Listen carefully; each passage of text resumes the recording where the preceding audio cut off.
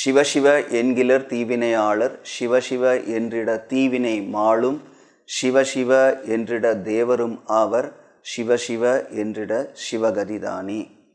மந்திரமாவது நீரு வானவர் மேலது நீரு சுந்தரமாவது நீரு துதிக்கப்படுவது நீரு தந்திரமாவது நீரு சமயத்தில் உள்ளது நீரு செந்துவர் வாய் உமைபங்கன் திரு ஆலவாயான் திருநீரே.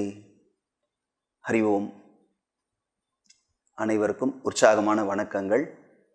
இப்பொழுது தொடங்கி நாம் திருவிளையாடல் புராணம் அப்படிங்கிற ஒரு அற்புதமான தமிழ் நூல், தமிழ் புஸ்தகம் திருவிளையாடல் புராணம். சற்றேறக்குறை 250 ஆண்டுகளுக்கு முற்பட்ட நூல் இது. மதுரை மாநகரத்தில் இருக்கக்கூடிய சோமசுந்தரேஸ்வரர், சோமசுந்தர கடவுள், சொக்கநாதர், அவர் திருவிளையாடல்கள் பல புரிந்திருக்கிறார் மதுரையில்.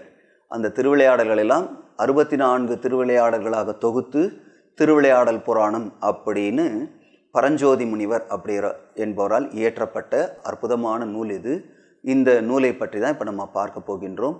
இதை தொடர்ந்து பார்த்து அந்த பலனை அடைவோம்.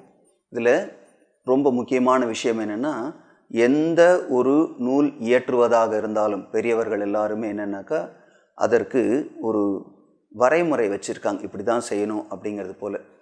சில பேருக்கு இறை அருளால் அது அமைகிறது, சில பேருக்கு மற்றவர்கள் சொல்லுவாங்க இதை செய்யணும்னு, அதன்படி அவர்கள் செய்வார்கள். அதே போல் இங்கே என்னென்னாக்கா பரஞ்சோதி முனிவருடைய அந்த வாழ்க்கை சரித்திரம், அதுக்கப்புறம் அவர் எதனால் இந்த நூலை இயற்றினார் அப்படிங்கிற ஒரு காரணம், அதற்கப்புறமா இந்த நூலினுடைய சிறப்பு என்ன, அதே போல் இந்த நூலை படிப்பதனால் நமக்கு கிடைக்கக்கூடிய பயன் என்ன அப்படிங்கிறதெல்லாம் சொல்லிக்கிட்டே அதுக்கப்புறமா தான் நம்ம நூலுக்குள்ளே போக போகிறோம். அந்த தூய தமிழ் வார்த்தையில் சொல்லிகிட்டு இருக்கிறேன், புஸ்தகம் அப்படிங்கிறத நூல் அப்படின்னு சொல்லிகிட்டு இருக்கிறேன், நீங்கள் அதை புரிஞ்சுக்கோங்க, சரிங்களா? இப்போ நம்ம ஒன்று ஒன்றா பார்க்க ஆரம்பிக்கிறோம். முதல்ல எந்த ஒரு புஸ்தகம் நம்ம படிக்கிறதா இருந்தாலும் அதை இயற்றியவருடைய அந்த வரலாறு தெரிஞ்சு படித்தா ரொம்ப நல்லா இருக்கும் இல்லையா? அதனால தான் இப்போ முதல்ல பரஞ்சோதி முனிவருடைய அந்த வரலாறை பார்க்குறோம். இந்த பரஞ்சோதி முனிவரை பற்றிய ஒரு கருத்து என்ன சொல்கிறாங்கன்னா, இந்த பரஞ்சோதி அப்படிங்கிற பேர்லேயே 4 பேர் இருந்திருக்கிறாங்க வேறு வேறு காலகட்டங்களில். அந்த வேறு வேறு காலகட்டங்களில் இருக்கும் பொழுது சில பேர் என்ன பண்ணிக்கிறாங்க, அந்த பெயர்களை வைத்து காலத்தை குழப்பிக்கிறாங்க. இப்போ உதாரணத்திற்கு பல்லவ சாம்ராஜ்யத்தில் முற்காலத்தில் ஒரு கிட்டத்தட்ட ஒரு 1000 ஆண்டுகள் கூட இருக்கலாம், முற்காலத்தில் ரொம்ப காலத்துக்கு முன்னாடி காஞ்சி நகரத்தை தலைநகரமாக கொண்டு பல்லவர்களெல்லாம் அரசாட்சி செய்து கொண்டு இருக்கும் பொழுது பரஞ்சோதி அப்படிங்கிற ஒரு தளபதி இருந்திருக்கிறார், சேனாதிபதி. அவரை கொண்டு வாதாபி அப்படிங்கிற நகரத்தெல்லாம் ஜெயிச்சிருக்கிறார் நம்முடைய ராஜா, பல்லவ ராஜா. அந்த வாதாபின்றதெல்லாம் முன்னாடி காலத்தில் என்னென்னாக்கா இந்த புலிகேசின்ற ராஜாலாம் அரசாட்சி பண்ணியிருக்கிறாங்க. அவங்கெல்லாம் இங்கே படையெடுத்து தமிழ்நாட்டில் இருக்கக்கூடிய பல்லவர்கள் எல்லாம் ஜெயிச்சுட்டு போயிருக்காங்க. பதிலுக்கு இவங்க என்ன பண்ணுவாங்க, இவங்க நிறைய படைகளெல்லாம் சேர்த்து வாய்ப்பு கிடைக்கும் போது இவங்க படையெடுத்து போய் அவங்கள ஜெயிப்பாங்க. இது அந்த மாதிரிலாம் நிறைய நடந்திருக்கு. அந்த மாதிரி தான் இந்த பல்லவ ராஜானுடைய அரசாட்சி காலத்தில் ரொம்ப முக்கியமாக அவருடைய பெருமையை சொல்லுவாங்க. ரொம்ப பெரிய வீரராக திகழ்ந்தவர் இந்த பல்லவ ராஜா. நரசிம்மவர்ம பல்லவன்னு பேர். அவருடைய காலத்தில் பரஞ்சோதி அப்படிங்கிற அந்த சேனாதிபதியை தலைமை கொண்டு ஒரு பெரிய யுத்தம் நடந்திருக்கார், அதில் ஜெயிச்சிருக்காங்க. அந்த பரஞ்சோதி அப்படிங்கிற அந்த சேனாதிபதி என்னன்னாக்கா அவ்வளோ ஒரு சிவபக்தர், ரொம்ப சிறந்தவர். ஒரு குறிப்பிட்ட காலத்துக்கு அப்புறம் என்ன ஆகிறது அப்படின்னாக்கா இந்த சேனாதிபதி பதவியெல்லாம் கூட வேண்டாம் அப்படின்னு விட்டுட்டு அவருடைய கிராமத்தில் அமைதியாக வாழணுன்ற எண்ணத்தோடு இருக்கிறார். அவருக்கு இன்னொரு பேர் சிறு தொண்டர்னு இருக்குது, சிறு தொண்ட நாயனார், 63 நாயன்மார்களில் ஒருத்தர். அவரிடம் இறைவனே மாறு வேஷத்தில் பிள்ளை கறி கேட்டிருக்கார். ஒரு குழந்தை எனக்கு கறி சமைச்சு கொடுக்கணுன்றது போல் தன் மகனையே கறி சமைச்சு கொடுத்துருக்கார். அப்பேற்பட்ட சிறந்த சிவபக்தர். ஆனால் அவருக்கு வந்தவர் சிவன்லாம் தெரியாது. ஆனால் இங்கே என்ன புரிஞ்சுக்கணும், அப்படி ஒரு பரஞ்சோதின்ற பேரில் ஒருத்தர் இருந்திருக்கிறார். அவர் சேனாதிபதி, அப்புறமா அவரே நாயன்மாராகவும் ஆகியிருக்கிறார். அதாவது சிறந்த சிவபக்தராக விளங்கி இருக்கிறார் அப்படிங்கிறது ரொம்ப முக்கியம். ரெண்டாவதாக அந்த பரஞ்சோதி அப்படிங்கிற பேரில் இன்னும் ஒரு பெரியவர், அகசந்தான குறவர் அப்படின்னு அவரை சொல்கிறாங்க. குறவர்னா இந்த இடத்துல என்ன புரிஞ்சுக்கணும், குருமார்களை குறவர் அப்படின்னு தமிழ்லையும் சொல்லுவாங்க குறவர் அப்படின்னுவாங்க. குருமார்களில் ஒருத்தர். அகசந்தான குருமார்கள் 4 பேர் இருக்காங்க, புறசந்தான குருமார்கள் 4 பேர் இருக்காங்க. இதெல்லாம் சைவ சித்தாந்தத்தில் இருக்குது. இதில் அகசந்தான குறவர்கள் அப்படிங்கிற 4 பேரில் ஒருத்தர் பரஞ்சோதி முனிவர் அப்படிங்கிற பேரில் இருக்கிறார். அந்த பரஞ்சோதி முனிவருடைய பெருமை என்ன சொல்கிறாங்க, சிவபெருமான் முக்கியமான வேத ரகசியங்கள், மிக உயர்ந்த அந்த சிவஞான தத்துவங்களை எல்லாம் நந்திகேஸ்வரருக்கு எடுத்துரைக்க, நந்திகேஸ்வரர் தன்னுடைய மாணாக்கர்களுக்கெல்லாம் அவர் சொல்லித்தரார் அப்படிங்கிற மாதிரி வரும்பொழுது, அந்த பரம்பரையில் சிவபெருமான், அடுத்த நந்திகேஸ்வரர், அதுக்கப்புறமா வரக்கூடிய அடுத்த பரம்பரையாக இருக்கக்கூடியவர் இந்த பரஞ்சோதி மாமுனிவர் அப்படிங்கிறவர். அவர் நந்திகேஸ்வரிடமிருந்தே பாடம் கற்றுக்கொண்டவர். அவரோட நிறைய பேர் படிச்சிருக்காங்க. அடுத்தடுத்த அந்த குரு பரம்பரை வந்துட்டே இருக்கும். அந்த பரஞ்சோதி முனிவர் அப்படிங்கிற ஒருத்தர் இருக்கார். அவர் பூமிக்கு வந்திருக்கிறார். பூமியில் இங்கே மாணாக்கர்கள் சில பேருக்கு சொல்லி கொடுத்துருக்கார் அப்படின்லாம் சொல்லுவாங்க. அதனால் அப்படி ஒருத்தர் பரஞ்சோதின்ற பேரில் இருக்கார். ஒருத்தர் சேனாதிபதி, இன்னொருத்தர் அகசந்தான குருவாக இருக்கக்கூடிய மிக உயர்ந்த நிலையில் இருக்கக்கூடிய முனிவர் அவர் அப்படிங்கிறத பார்த்தோம். அதுக்கப்புறமா ஒரு புலவரும் இருந்திருக்கிறார் பரஞ்சோதின்ற பேரில். ஒரு 400-500 ஆண்டுகளுக்கு முன்னாடி அந்த பரஞ்சோதின்ற பேரில் இருக்கக்கூடிய புலவர் சிதம்பரத்தில் இருக்கக்கூடிய நடராஜ பெருமானை குறித்து பாடல்களை எல்லாம் பாடியிருக்கார் அப்படின்னு சொல்கிறாங்க. அதே போல் இப்போ நம்முடைய இந்த நூல் எழுதியிருக்கார் பாருங்க, இவருக்கும் பரஞ்சோதி அப்படின்னு தான் பேர், பரஞ்சோதி முனிவர் தான் பேர். இவர் கிட்டத்தட்ட 250 ஆண்டுகள் அல்லது 300 ஆண்டுகளுக்கு உட்பட்டவர். அதாவது 1650லேருந்து 750க்குள்ள அந்த காலகட்டம். அதனால் 17ஆம் நூற்றாண்டு 18ஆம் நூற்றாண்டுன்னு ரெண்டுத்தையும் சேர்த்து சொல்லுவாங்க. 17ஆம் நூற்றாண்டினுடைய பிற்பகுதி, 18ஆம் நூற்றாண்டினுடைய முற்பகுதி, அந்த காலகட்டத்தை சேர்ந்தவர்னு. இவங்கள்லாம் என்னென்னா தங்களை பற்றி எதுவும் பெரிதாக எழுதி கொள்வதில்லை. மிக உயர்ந்த இறைவனுடைய அடியவர்கள் எல்லாம் தன்னை பற்றி எதுவுமே சொல்லாததுனால நிறைய பேருக்கு அந்த குறிப்பெல்லாம் தெரியாமையே போய்டுறது. அடுத்து வரக்கூடிய சிஷ்யர்களை யாராவது எழுதி வச்சு நமக்கு கொடுத்தாதான் உண்டு, இல்லைன்னா கிடைக்கிறது இல்லை. இப்போ இவர்களுக்கு சிஷ்யர்களே இல்லை அப்படின்னு இருக்காங்கன்னு வச்சுக்கோங்களேன், நமக்கு சரி வர கிடைக்காது அந்த தகவல்கள் எல்லாம். நிறைய பேர் என்ன பண்ணியிருப்பாங்க, இந்த பரஞ்சோதி முனிவர் திருவிளையாடல் புராணம் இயற்றிய பரஞ்சோதி முனிவரோட காலத்தை அவங்க குழப்பிக்கிறாங்க, கன்ஃபியூஸ் பண்ணிக்கிறாங்க. அது காரணம் என்ன, இந்த பேர்லேயே வேறு வேறு இருந்திருக்கிறாங்க, வேறொரு புலவரும் இருந்தார்னு பார்த்துருக்கோம் பாருங்கள். அதனால் ஆனால் நிறைய பேருடைய தெளிவான கருத்து என்னென்னா, இப்போ நம்ம சொன்னது போல் 17ஆம் நூற்றாண்டின் பிற்பகுதி 18ஆம் நூற்றாண்டின் முற்பகுதி அப்படின்னு எடுத்துக்கலாம். இவர் பிறந்த ஊர் அப்படிங்கிறது என்ன அப்படின்னு பார்த்தீங்கன்னா வேதாரண்யம் அப்படின்னு சொல்கிறோம் பாருங்கள். அந்த வேதாரண்யம் அப்படிங்கிறது தமிழில் என்ன சொல்லுவோம், திருமறைக்காடு. திருமறைக்காடு அப்படிங்கிறது வேதாரண்யம்னு பேர். அந்த வேதாரண்யத்தில் இவர் பிறந்திருக்கிறார். சிறந்த சிவபக்தராக இருக்கக்கூடிய தமிழ் புலவராக இருக்கக்கூடியவர் இவருடைய தந்தை. இவருடைய தந்தை யாருன்னா மீனாட்சி சுந்தர தேசிகர் அப்படின்னு பேர். மீனாட்சி சுந்தர தேசிகர் அப்படிங்கிறவருக்கு திருமகனாக அவதாரம் செய்திருக்கிறார், பிறந்திருக்கிறார் அப்படிங்கிற நம்முடைய பரஞ்சோதி முனிவர். சிறு வயதிலிருந்தே நிறைய தேவி உபாசகர், அம்பாளை வழிபடக்கூடியவர், சிவபக்தரும் கூட. நிறைய தீர்த்த யாத்திரையெல்லாம் நிறைய பண்ணியிருக்கார். சின்ன வயசுலேருந்தே இல்லற நாட்டம் இல்லை அவருக்கு. குடும்பம் திருமணம் செய்து கொண்டு குடும்பத்தில் வாழணும்லாம் இல்லை, துறவியாகவே வாழ்ந்திருக்கிறார்.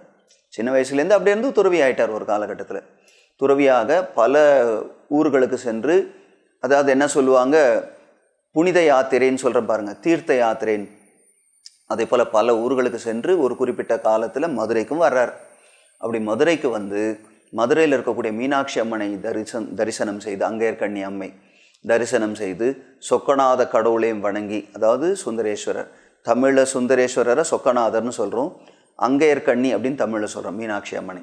அவர்களெல்லாம் வழிபட்டு ரொம்ப கொஞ்ச காலம் அங்கே தங்கி இருந்திருக்கிறார், ரொம்ப பக்தியோடு வழிபாடு செய்து. அப்போது ஒரு நாள் கனவுல மீனாட்சி அம்மனே சொல்கிறாங்களாம் இவருக்கு, நீ சிவபெருமான் நிகழ்த்திய திருவிளையாடல்கள், சொக்கநாதர் நிகழ்த்திய திருவிளையாடல்களை எல்லாம் ஒரு நூலாக இயற்ற வேண்டும் அப்படின்னு அனுகிரகம் பண்ணுறாங்க. அதாவது அவர்கள் கனவுல அம்பாள் சொல்கிறாங்க, நீ இதை செய்யணும் அப்படின்னு சொல்கிறாங்க. அவர் ரொம்ப சந்தோஷப்படுறார். அம்பாளை வழிபட்டுட்டு அதற்கான எல்லா விதமான தகவல்களை, அந்த 64 திருவிளையாடல்களை பற்றி எல்லா விஷயங்களையும் சேகரித்து அதை எழுதணும் அப்படின்னு முற்படுகின்றார் அப்படிங்கிறது இங்கே கருத்து. எதனால் இப்போ இந்த நூல் வந்தது அப்படின்னா அம்பாளே கேட்டிருக்காங்க. அது மட்டும் கிடையாது, அவர் பின்னாடி பாடலில் சொல்ல போகிறார். இதே நம்முடைய நூல் ஆசிரியர் யார், அவர் பரஞ்சோதி முனிவர் என்ன சொல்கிறாருன்னா, மதுரையில் இருக்கக்கூடிய பெரியவர்கள் எல்லாம் கூட கேட்டுக்கொண்டார்களாம். கல்வியில் ரொம்ப சிறந்தவர்களாக இருக்கக்கூடிய புலவர்கள், அறிஞர்கள், மற்ற எல்லாம் சபைன்னு சொல்லுவோம் பாருங்கள், அந்த மாதிரி நிறைய பேர் இருக்கக்கூடியவங்கெல்லாம் இவர்கிட்ட கேட்டிருக்கிறாங்க.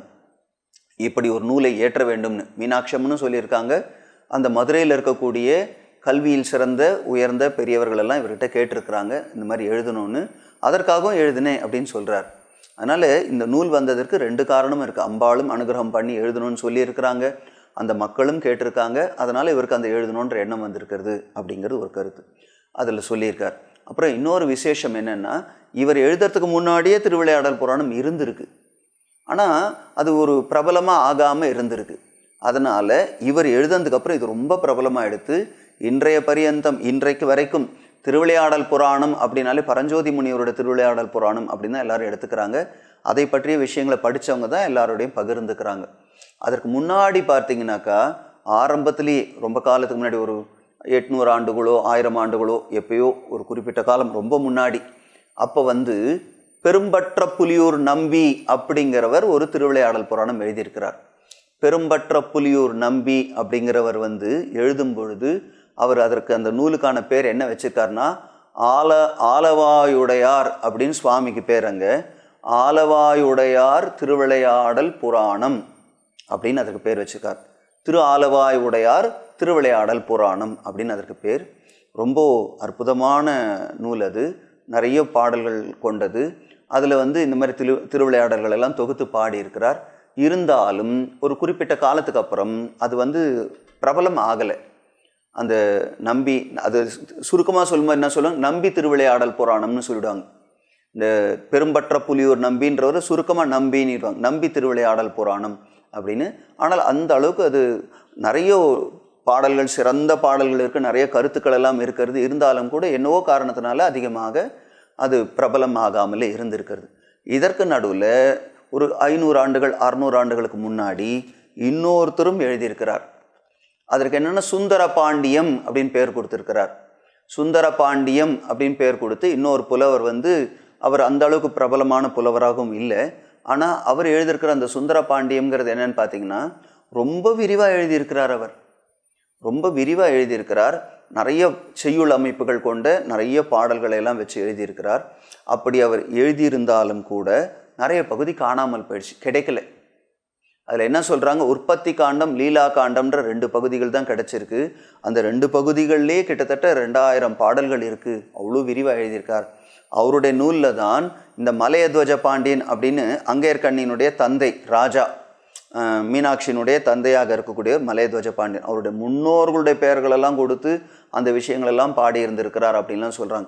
ஏன்னா மற்ற திருவிளையாடல் புராணங்களில் அந்த முன்னோர்களை பற்றிலாம் இல்லை, இது பின்னாடி வரக்கூடியவங்களை பற்றி தான் இருக்கிறது. அதனால் ரொம்ப விரிவாக பாடி இருந்திருக்கிறார். ஆனால் நிறைய பாடல்கள் காணாமல் போயிடுத்து. சுந்தர பாண்டியம் அப்படிங்கிற அந்த நூலில் இருக்கிறது கொஞ்சம் பாடல் தான், 2000 பாடலுக்கு குறைவாக தான் இருக்குது. அதனால் உற்பத்தி காண்டம் லீலா காண்டம், அந்த லீலா காண்டத்துலேயும் கூட சிவராத்திரியினுடைய விரத மகிமை அப்படிங்கிறதெல்லாம் வரைக்கும் தான் கிடச்சிருக்கு. அதுக்கப்புறம்லாம் கிடைக்கல அப்படிங்கிறாங்க. அதனால் அந்த 2 நூலுமே ரொம்ப நிறைய பேருக்கு பிரசித்தமாக கிடைக்காம போயிடுது, நிறைய பேருடைய அந்த பார்வைக்கு படாமல் போயிடுது. அதனால் இப்போ நம்ம சொல்லக்கூடிய இந்த நூல் தான், நம்முடைய பரஞ்சோதி முனிவரால் இயற்றப்பட்ட இந்த நூல் தான் இன்றைய காலகட்டத்துக்கு ரொம்ப பிரசித்தமாக இருக்குது. யாரெல்லாம் சிவனடியார்களோ சிவபக்தர்களோ அவர்கள் எல்லாமே கூட இப்படி ஒரு நூலை பற்றி தெரிந்திருக்கிறார்கள். சில பேர் அந்த கதைகளை எல்லாம் கேட்டிருக்கிறார்கள். இதில் இன்னொரு கவனிக்க வேண்டிய ஒரு விஷயம் என்னென்னா, இந்த திருவிளையாடல்கள் வேறு வேறு காலகட்டங்களில் மதுரையில் நடந்திருக்கிறது. சிவபெருமானை நிகழ்த்தி இருக்கிற திருவிளையாடல்கள், அங்கே இருக்கக்கூடிய சுவாமி சொக்கநாதர் அல்லது சுந்தரேஸ்வரர், அவருக்கு பல பெயர்கள் உண்டு இல்லையா? அந்த மாதிரி அந்த சுந்தரேஸ்வரர் அல்லது சொக்கநாதர் தான் ரொம்ப பிரபலமாக எல்லாரும் சொல்லக்கூடியது. அவரே இயற்றிய திருவிளையாடல்கள். அந்த திருவிளையாடல்கள் எல்லாம் பார்த்திங்கன்னா வேறு வேறு காலத்தில் நிகழ்ந்திருக்கிறது. அதனால் நம்முடைய பழைய நூல்களில் கூட இருக்குன்றாங்க. கல்லாடம் அப்படிங்கிற ஒரு நூல் இருக்குது, அந்த சங்ககால நூல். அதில் கூட அந்த திருவிளையாடல் புராணத்தை பற்றிய சில கதைகள் எல்லாம் இருக்கிறது. அதுக்கப்புறம் சிலப்பதிகாரத்தில் இருக்கிறது சில கதைகள் எல்லாம் இருக்கிறது. அதாவது திருவிளையாடல் மதுரையில் சிவபெருமான் நிகழ்த்தியது எல்லாம் அந்த நூல்களில் குறிப்பிட்டிருக்கிறாங்க, இந்த மாதிரி நடந்திருக்கு அப்படிங்கிறதுலாம். அப்படின்னா பாருங்கள், அப்போ அந்த காலகட்டங்களில் ஒரு புஸ்தகமாக திருவிளையாடல் புராணம்னு வரலைன்னா கூட அங்கங்கே குறிப்புகளாக பாடப்பட்டிருக்கிறது. இதே போல் வேறு வேறு நூல்களில் இருக்கிறது. நம்முடைய திருவாசகத்திலையும் இருக்கிறது. சில திருவிளையாடல் புராணத்தினுடைய கதைகள் எல்லாம் குறிப்பாக பாடியிருக்கார். பாடல்களை ஒரு வரியில் அப்படி போகிற அந்த பக்தி நூலில் அப்படி நடுவில் பாட்டில் வச்சிருப்பார். எப்படி சுந்தரேஸ்வரர் அனுகிரகம் செஞ்சிருக்கிறார் அப்படின்லாம் சொல்லி கரிக்குருவிக்கு அருள் செய்தது அப்படிலாம் இருக்குது பாருங்கள். அந்த விஷயங்கள்லாம் கரிக்குருவிக்கு வந்து பகவானே மந்திரோபதேசங்கள்லாம் பண்ணியிருக்கிறார். அந்த விஷயங்களெல்லாம் அதில் பாடியிருக்கார். அந்த மாதிரிலாம் அருள் செய்ததெல்லாம் வந்து மாணிக்க வாசகர் பாடியிருக்கார். அதே மாதிரி தேவாரத்தில் சில பாடல்கள் எல்லாம் இருக்கிறது. இப்படி பல நூல்களில் இந்த திருவிளையாடல் புராணம் அப்படிங்கிறத நம்ம இப்போ படிக்க போகிறோமே, அதில் பகவான் நிகழ்த்திய திருவிளையாடல்கள் சிலவற்றையெல்லாம் அங்கங்கே குறிப்பாக பார்க்குறோம். ஆனால் முழுவதுமாக தொகுத்து 64 திருவிளையாடல்களையும் மொத்தமாக பாடியது அப்படிங்கிற பெருமை இவருக்கு தான் இருக்கிறது. நம்முடைய புலவர் தான் இதை அழகாக பாடியிருக்கிறார், பரஞ்சோதி முனிவர் தான் அப்படிங்கிறது இங்கே சிறப்பு. முன்னாடியே சொன்னது போல் மற்றவைகளெல்லாம் எவ்வளோ சிறந்த நூலாக இருந்தாலும் நிறைய கிடைக்கல அல்லது பிரபலமாகலை அப்படிங்கிறதுனால. இப்போ இந்த நூல் வந்து இயற்றும் பொழுது அவருக்கு அம்பாளுடைய அனுகிரகம் இருக்கிறது இல்லையா, அதனால் அவர் பக்தியோடு அம்பாளை வணங்கி எழுதுகிறார். இது எப்படி வந்தது அப்படிங்கிற சரித்திரமெல்லாம் இப்போ நம்ம வரிசையாக பார்க்க போகிறோம். எந்த ஒரு சிறந்த நூலுமே எப்படி இருக்கணும் அப்படின்னாக்கா, முதல்ல இறைவனை வணங்கி தானே ஆரம்பிப்பாங்க, விநாயகரை வணங்கி ஆரம்பிப்பாங்க. காப்புச்செய்யுள் அப்படின்னு சொல்லுவாங்க. இப்போ இந்த நூலுக்கு காப்புச்செய்யுள் என்ன? இந்த திருவிளையாடல் புராணத்துக்கு இவர் வந்து நம்முடைய பரஞ்சோதி முனிவர் ஏற்கனவே திருவிளையாடல் புராணம்னு ஒன்று இருந்ததுனால, இப்போ சொன்ன பாருங்க, பெரும்பற்ற புலியூர் நம்பி எழுதினார்னு. அவர் வந்து திரு ஆலவாயுடையார் திருவிளையாடல் புராணம்னு பேர் வச்சுருந்தார் இல்லையா. அதனால் இப்போ இவர் என்ன பண்ணார்னா, இவருடைய நூலுக்கு பேர் வைக்கும் பொழுது ஏற்கனவே இருக்கிற பேர் வைக்க வேண்டாம் அப்படிங்கிறதுனால திருவால உடையார் மான்மியம் அப்படின்னு பேர் வச்சிருக்கார். மான்மியம் மாஹாத்மியம்னு அர்த்தம். சமஸ்கிருதத்தில் மாஹாத்மியம் அப்படிங்கிறது தமிழில் மான்மியம்னு சொல்லுவோம். மாஹாத்மியம்னா சிறப்பு, பெருமை அப்படிங்கிற அர்த்தம் உண்டு. அப்போது திருவாலவாயுடையார் மான்மியம் அப்படின்னு பேர் அப்படி தான் வச்சார். ஆனாலும் பிற்காலத்தில் திருவிளையாடல் புராணம் தான் புகழடைஞ்சது இந்த நூல். இப்போ வந்து இந்த பழைய பேரில் சொன்னால் யாருக்கும் தெரியாது. திருவாலவாயுடையார் மான்மியம் அப்படின்னா யாருக்கும் தெரியாது. திருவிளையாடல் புராணம்னா தான் தெரியும். அப்படி தான் பிரபலமாக எடுத்து சரியா. அதனால் இந்த நூலில் எப்படி இதை ஆரம்பிக்கிறார் அப்படின்னா, முதல்ல காப்புச்செய்யுள், விநாயகரை வணங்கணும். அதனால் விநாயகரை வணங்கி நான் இதை போல் ஒரு நூல் எழுதப் போகின்றேன். இந்த நூல் வந்து இந்த சுவாமி நம்முடைய சொக்கநாத பகவான் அவருடைய பெருமையை சொல்லக்கூடிய இந்த நூல் நன்றாக அமைவதற்கு இறைவன் முக்தி தரக்கூடிய பகவானாகிய விநாயகரை நான் வணங்குகின்றேன். அதில் எப்படி சொல்லியிருப்பார்னா, சக்தின்னு ஆரம்பிப்பார். அவருக்கு அம்பாள் உபாசகர் அப்படிங்கிறதுனால நம்முடைய பரஞ்சோதி முனிவர் சக்தின்னு ஆரம்பித்து, சக்தி சிவம் ரெண்டு சேர்ந்தது தானே, அதனால் சக்தின்னு ஆரம்பித்து அவருடைய அம்பாளுடைய பேரை சொல்லி தான் சிவபெருமானை சொல்லி இருவருக்கும் மகனாக, மூத்த மகனாக இருக்கக்கூடிய விநாயக பெருமான் முக்தி தரக்கூடிய முதல்வன். அவருடைய அருளை நாடி சித்தி தருவதற்காக, நாம் நினைச்ச காரியங்களெல்லாம் வெற்றி அடைவதற்காக இந்த நூலை நான் பாடப்போகின்றேன், அவர் அருள் புரிய வேண்டும், அவருடைய அருளால் நான் பாடப்போகின்றேன் அப்படின்னு விநாயகரை வணங்குகின்றார். இப்படி விநாயகரை வணங்கிய பிற்பாடு அதிலே சொக்கநாதருக்கும் ஒரு பாடல் பாடுகின்றார். காப்புச்செய்யுள்னா விநாயகரை மட்டும் பாடாமல் விநாயகருக்கு அப்புறம் சொக்கநாத பகவானையும் அங்கையர்கண்ணி அம்மையும் பாடுகின்றார். அப்படி காப்புச்செய்யுள் பாடி முடித்த பிற்பாடு பொதுவாக வாழ்த்தி ஒரு பாடல் பாடுறார். இந்த இடத்துல வாழ்த்துதல்னா என்ன அர்த்தம்னா, அந்த காலங்களில் இந்த மாதிரி ஒரு மரபெல்லாம் உண்டு. அதாவது மக்கள் எல்லாரும் செழிப்பாக இருக்கிறதுக்காக மழை பொழிய வேண்டும் அப்படின்னு மழையை வாழ்த்தி பாடுவாங்க. நிறைய மழை பொழிதால் தான் விவசாயமெல்லாம் நல்லா இருக்கும், மக்கள் எல்லாம் நல்லா இருப்பாங்கிறதுனால அந்த காலத்தில் பாடியிருப்பாங்க பாருங்கள். வாழ்க அந்தனர் வானவர் ஆணினம் வீழ்க தன் புனல்லாம் பாடியிருக்கிறார் திருஞான சம்பந்தர். ஏதோ ஒரு பாடலில் நடுவில் வந்தாலும் கூட இந்த மாதிரி வாழ்த்துறதுன்றது ஒரு மரபு இருந்திருக்கிறது. நூல்களில் அது முதலே கூட வைக்கிறவங்களும் இருக்காங்க சில குறிப்பிட்ட காரணங்களுக்காக. அந்த மாதிரி இவர் வாழ்த்தி பாடும்போது என்னன்னாக்கா, மழை நன்றாக பொழிய வேண்டும், வேதியர்கள் எல்லாம் நன்றாக வாழ வேண்டும், அந்த நாட்டு மக்கள் எல்லாரும் செழிப்பாக, எல்லா மக்களும் செழிப்பாக இருக்க வேண்டும், பக்தர்களுக்கெல்லாம் உயர்வு கிடைக்க வேண்டும் அப்படிங்கிறதெல்லாம் சொல்லி மன்னனும் நன்றாக அரசாட்சி செய்ய வேண்டும்னு முடிக்கிறார். வழக்கமான மரபு தான் இது. ராஜா சிறப்பாக அரசாட்சி பண்ணணும்னு கூட அந்த பாடல்களில் வைப்பாங்க. இதே போல் வாழ்த்துன்றது பொது வாழ்த்து. இது காப்புலேயே இதையும் சேர்த்து காப்பு முடிஞ்ச உடனே வாழ்த்துன்னு ஒன்று வச்சிருக்கிறார். பொதுவாக எல்லாரும் நல்லா இருக்கணும் அப்படின்னு வாழ்த்துறதாக இது அமையிறது. அதுக்கப்புறமா கடவுள் வாழ்த்துன்னு ஒன்று வச்சிருக்கிறார். கடவுள் வாழ்த்து அப்படிங்கிறதுல என்னன்னாக்கா, பொதுவாக அவரவர்களுடைய அந்த இஷ்ட தெய்வம், குல தெய்வம், அதுக்கப்புறமா எந்த நூல் எழுதுகிறாங்களோ அந்த சுவாமியினுடைய பாடல்கள் எல்லாவற்றையுமே அந்த கடவுள் வாழ்த்துன்றதுல வச்சுருவாங்க. அதே போல் இங்கே கடவுள் வாழ்த்தில் பார்த்தீங்கன்னாக்கா, முன்னாடியே பாடியிருக்கிறது போல தான் சொக்கநாத பகவானை முதல்ல வணங்கிடுறார் சுந்தரேஸ்வரரை.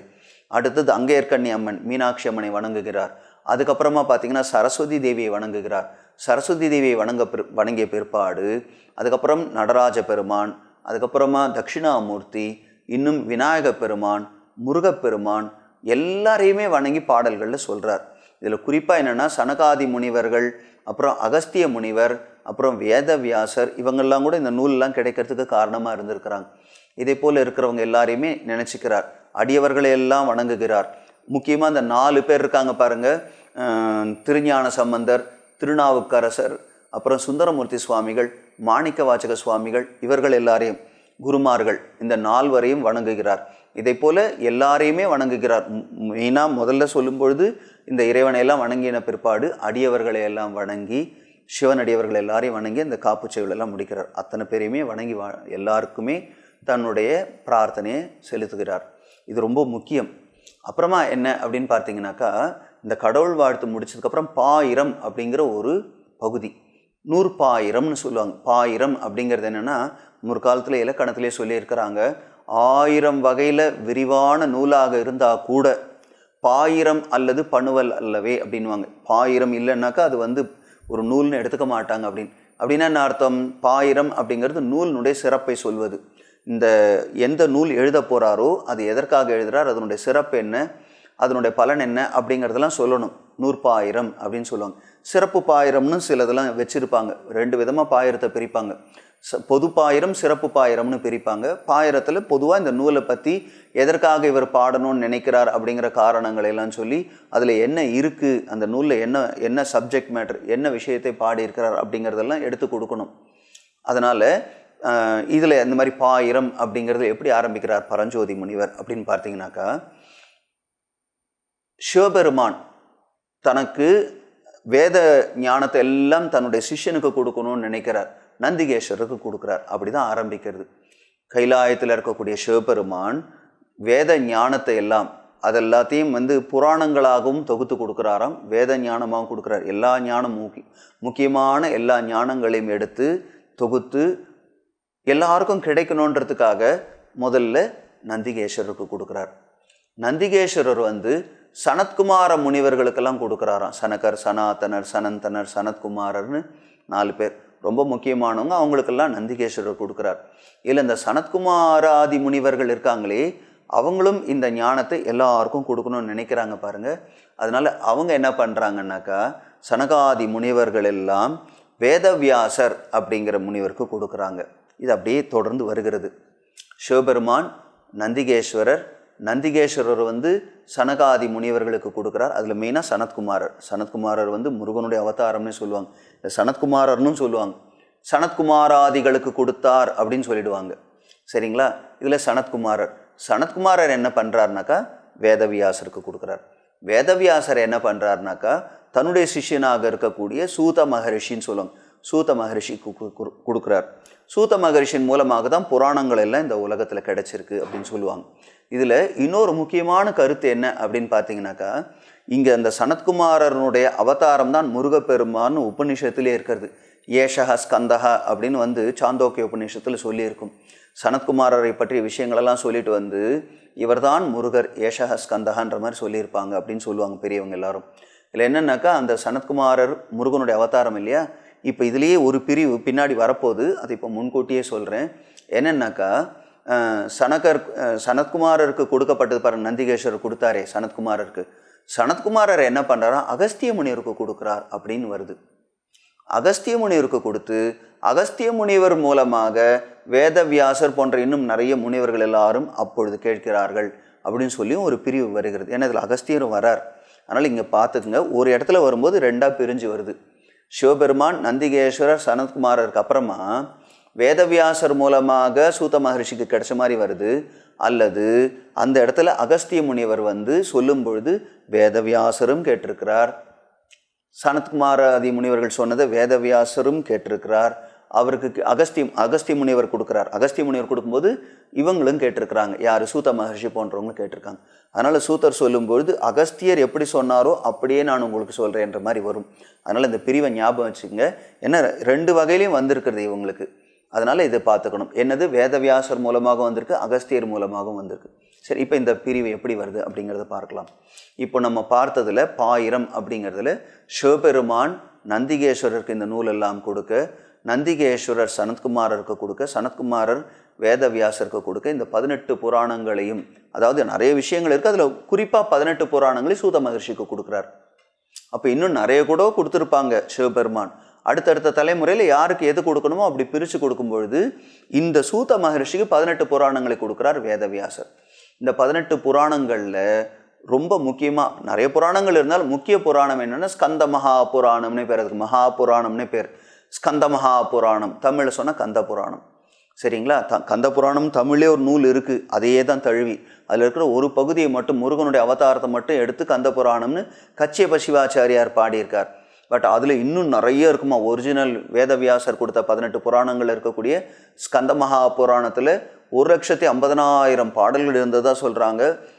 நம்முடைய பாரத தேசத்தில் இருக்கிற நூல்கள், சொல்லப்போனால் உலகத்திலேயே எல்லாத்த விட பெரிய நூல், பெரிய புஸ்தகம்னா அதுதான். அப்புறம் காலத்தினால ஒரு 60,000 பாடல்களுக்கு மேலே காணாமல் போயிடுதான். இப்போ ஒரு 90,000க்கு உட்பட்டு தான் இருக்குது பாடல்கள்னு சொல்கிறாங்க. அப்படி இருந்தாலே அது எவ்வளோ பெருசு பாருங்கள். இப்போதைக்கு உலகத்தில் ரொம்ப பெரியதாக மகாபாரதத்தை தான் சொல்கிறாங்க. ஏன்னா 90,000 பாடல்களுக்கு மேலே இருக்குது அதில் மகாபாரதத்தில். ஆனால் முன்னாடி ஸ்கந்த மகா புராணம் தான் பெருசாக இருந்திருக்கு. அந்த ஸ்கந்த மகா புராணத்தில் 6 பகுதிகளாக பிரிச்சிருக்காங்க. அதில் அது சம்ஹிதை அந்த மாதிரிலாம் பிரிப்பாங்க. அந்த சம்ஹிதையாக பிரிக்கும்போது அது என்னன்னு பார்த்தீங்கன்னா, முதல்ல வந்து அந்த 6 பகுதிகளாக பிரிக்கிறதுல சனத்குமாரர் சொல்லியிருக்கிறார், வேதவியாசர் சொல்லியிருக்கிறார். வியாச சம்ஹிதை, சனத்குமார சம்ஹிதை, சங்கர சம்ஹிதை. சங்கர சம்ஹிதைன்னு தான் சிவபெருமான் சொன்னது, சங்கர சம்ஹிதை. அதுக்கப்புறமா பிரம்மதேவன் சொல்லியிருக்கார், மகாவிஷ்ணு சொல்லியிருக்கிறார். பிரம்மதேவன், மகாவிஷ்ணு இவங்க எல்லாருமே சொல்லி கடைசியில் சூத மகர்ஷின்னு சொல்லியிருக்காரு. இது 6 சம்ஹிதையாக பிரிச்சிருக்கிறாங்க. இதில் நமக்கு ரொம்ப முக்கியம் சங்கர சம்ஹிதை தான். ஏன்னா சிவபெருமான் சொன்னது. இந்த சிவபெருமான் வந்து இந்த சம்ஹிதை, அந்த சங்கர சம்ஹிதைன்னு சொல்லுவோம், அது பார்வதி தேவிக்கு சொன்னதாக வருது. அப்படி பார்வதி தேவிக்கு சங்கர சம்ஹிதை அப்படிங்கிற விஷயங்களை எல்லாம் எடுத்து சொல்லும்பொழுது முருகப்பெருமான் குழந்தையாக பார்வதி தேவியினுடைய மடியில் அமர்ந்து கொண்டு இதெல்லாம் கேட்டிருக்காராம். அப்படி கேட்ட அந்த விஷயங்களை எல்லாம் தான் அகஸ்திய முனிவருக்கு கொடுத்துருக்கார். அகஸ்தியர் சொல்லும்போது சொல்கிறார், முருகப்பெருமான் எனக்கு தந்த அந்த சங்கர சம்ஹிதை அப்படிங்கிறத நான் உங்களுக்கு சொல்கிறேன் அப்படின்னு தான் ஆரம்பிக்கும். அதனால் இதை ஞாபகம் வச்சுக்கோங்க. அகஸ்தியருக்கு எப்படி வந்தது? முருகப்பெருமான் கிட்டேருந்து வந்தது. பெருமானுக்கு எப்படி வந்தது? சிவபெருமானே பார்வதிக்கு சொல்லும்போது கேட்டிருக்கார். அந்த பகுதிக்கு தான் சங்கர சம்ஹிதைன்னு பேர். ஸ்கந்த மகாபுராணத்தில் ஒரு பகுதி இது சங்கர சம்ஹிதை அப்படிங்கிறது. இப்போ இதில் வந்து நமக்கு பரஞ்சோதி முனிவர் எப்படி கொடுத்துருக்காரு இந்த 100,000ன்னு பார்த்தீங்கன்னாக்கா, வேதவியாசர் மூலமாக சூத மகர்ஷிக்கு வந்ததுன்னு சொன்னோம் பாருங்கள். அந்த சூத மகர்ஷிக்கு வரும்பொழுது சூத மகர்ஷின் மூலமாக வந்திருக்கிறதா இந்த 18 புராணங்களும் நமக்கு எல்லாம் கிடச்சிருக்கு. அதில் ரொம்ப முக்கியமானது ஸ்கந்த மகாபுராணம். அதில் ஒரு பகுதி சங்கர சம்ஹிதை அப்படிங்கிறது. அதில் ஒரு பகுதி நம்முடைய ஆலவாய் மான்மியம்னு சொல்கிறோம் பாருங்கள். அதுக்கு அந்த காலத்தில் என்ன சொல்லியிருப்பாங்க அப்படின்னாக்கா, சிவபெருமான் வந்து திருவாலவாய் உடையார் அப்படின்னு சொல்கிறோம் பாருங்கள். அதே மாதிரி பல பேர்கள் இருக்கிறதுல ஹாலாசியநாதர் அப்படின்னு அவருக்கு ஒரு பேர் உண்டு. ஹாலாசிய மகாத்மியம் அப்படின்னு தான் அதில் இருந்திருக்கிறது. சங்கர சம்ஹிதையில் ஒரு பகுதி ஹாலாசிய மகாத்மியம். தமிழில் சொன்னால் ஆலாசிய மான்மியம் அப்படின்னுடுவாங்க. அந்த ஆலாசிய மான்மியம்ன்றதில் தான் இந்த மதுரையை பற்றியும் இந்த திருவிளையாடல்கள் எல்லாம் அதில் வந்திருக்கிறது அப்படின்லாம் சொல்கிறாங்க. இந்த பகுதியை அவர் எப்படி சொன்னாரோ, அதாவது சூத மகர்ஷி எப்படி சொன்னாரோ அதை இந்த அகஸ்திய முனிவர் மூலமாக மற்ற ரிஷிகள் எல்லாம் கேட்டாங்களே, அதை தான் சூதர் சொல்கிறார். அகஸ்தியர் மற்ற முனிவர்களுக்கெல்லாம் எடுத்து சொன்னதை நான் சொல்கிறேன்னு சொல்லி தான் சூத மகர்ஷி சொல்லியிருப்பார். அவர் எப்படி சொன்னாரோ அந்த வழிமுறையை பின்பற்றி நான் கொடுக்குறேன்னு இங்கே பரஞ்சோதி முனிவர் சொல்கிறார். இந்த திருவிளையாடல் புராணத்துக்கான 100,000ல் நான் கொடுக்கறதுக்கு மூல நூல் என்ன அப்படின்னாக்கா, ஆக்சுவலாக இங்கே 2 விதமாக புரிஞ்சுக்கங்க. சில பேருடைய கருத்து நம்முடைய மதுரையில் நடந்திருக்கிறது, நம்முடைய பழங்கால நூல்களெல்லாம் இதை பற்றிய குறிப்புகளெல்லாம் இருக்கிறது. அதனால் இங்கே இருக்கிற தமிழில் இருந்து தான் சமஸ்கிருதத்துக்கு போயிருக்கணும், எங்கள் ஸ்கந்த மகாபுராணத்துக்கு. அப்புறம் திரும்ப அங்கேருந்து திரும்ப தமிழுக்கே வந்திருக்கு. யார் மூலமாக? நம்முடைய பரஞ்சோதி முனிவர் மூலமாக திரும்ப தமிழுக்கு வந்திருக்கு. மூலம் வந்து மதுரை தானே, சொக்கநாத பகவான் திருவிளையாடல் தானே இதெல்லாம். அதனால் மூலமாக தமிழில் தான் இருந்திருக்கு. பட் ஆனால் புராணத்துக்கு போயிருக்கு, வேதவியாசர் மூலமாக திரும்ப இங்கே வந்திருக்கு அப்படின்னு சொல்கிறாங்க. அது எப்படி வேணாலும் எடுத்துக்கோங்க. ஆனால் என்னென்னாக்கா, அங்கேருந்து நான் எடுத்து கொடுக்குறேன் அப்படின்னா அகஸ்திய முனிவருடைய அந்த பாடல்கள் எல்லாம் அகஸ்தியர் எப்படி சொன்னாரோ அதே வழியில் நான் உங்களுக்கு சொல்கிறேன் அப்படின்னு தான் இந்த இடத்துல நம்முடைய பரஞ்சோதி முனிவர் சொல்கிறார். சரிங்களா? இதான் நூற்பாயிரம் அப்படிங்கிறதுல நூலினுடைய பாயிரத்தில் இந்த நூல் எப்படி வந்தது? இப்போ திருவிளையாடல் புராணம் அப்படின்னா இது எப்படி வந்ததுன்னா, அகஸ்திய முனிவர் வந்து மற்ற முனிவர்கள் எல்லாம், நிறைய முனிவர்கள் இருந்திருக்கிறாங்க, அவங்க எல்லாருக்கும் சொன்ன அந்த சரித்திரத்தை நான் உனக்கு சொல்கிறேன் அப்படின்ற மாதிரி வந்திருக்கு அப்படிங்கிறது தான் இங்கே நூற்பாயிரம். இந்த நூற்பாயிரம் அப்படிங்கிறதுனுடைய தொடர்ச்சியாக எப்படி வந்திருக்கும்னாக்கா, அந்த சங்கர சம்ஹிதைன்னு சொன்ன பாருங்க, அந்த சங்கர சம்ஹிதையில் இருக்கிறதுலேயே ரொம்ப சிறந்தது எது, எந்த ஒரு ஸ்தலம் அப்படின்னா மதுரை அப்படின்னு சொல்லி அதனுடைய புராணங்களை எல்லாம் எடுத்து சொல்கிற மாதிரி ஆரம்பிக்கிறது அதில். அதனால் இப்போ என்ன புரிஞ்சுக்கணும் அப்படின்னாக்கா, இந்த பாயிரம் அப்படிங்கிறது முடிஞ்ச பிற்பாடு, நூற்பாயிரம் முடிஞ்ச பிற்பாடு இந்த நூல் எப்படி அமைக்கப்பட்டுள்ளது அப்படிங்கிறத சொல்கிறாங்க.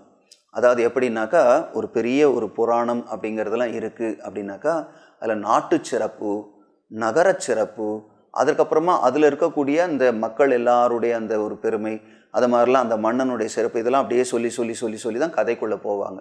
அந்த மாதிரி இப்போது நம்முடைய அந்த மகாத்மியம் முடிஞ்ச பிற்பாடு சங்கர சமயத்தில் இப்படி சொல்லியிருக்காங்க, அதுலேருந்து தான் நான் கொடுக்குறேன் அப்படின்னு பரஞ்சோதி முனிவர் சொன்னார். அதில் அவர் என்ன சொல்கிறாருனாக்கா, அகஸ்திய முனிவரிடமிருந்து எல்லா முனிவர்களும் போய் கேட்குறாங்க, அதுக்கு அவர் பதில் சொல்கிறார் அப்படிங்கிறது போல் வருது.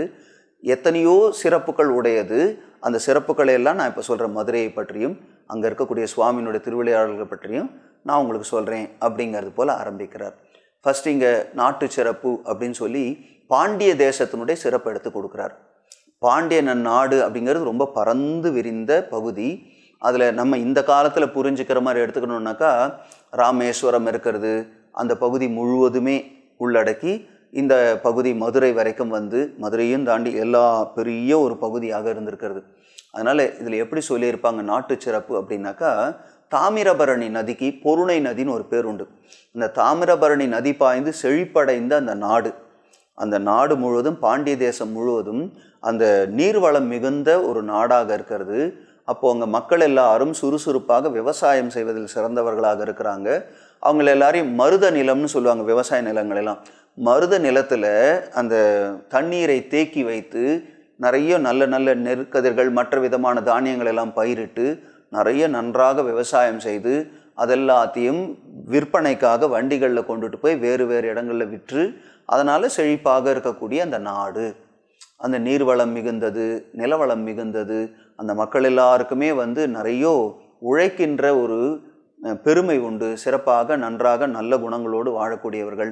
இப்படி அந்த நதியினுடைய சிறப்பு, தாமிரபரணி நதி, அந்த மக்களுடைய சிறப்பு, நிலத்தினுடைய சிறப்பு எல்லாம் அப்படியே சொல்லிகிட்டே வராங்க.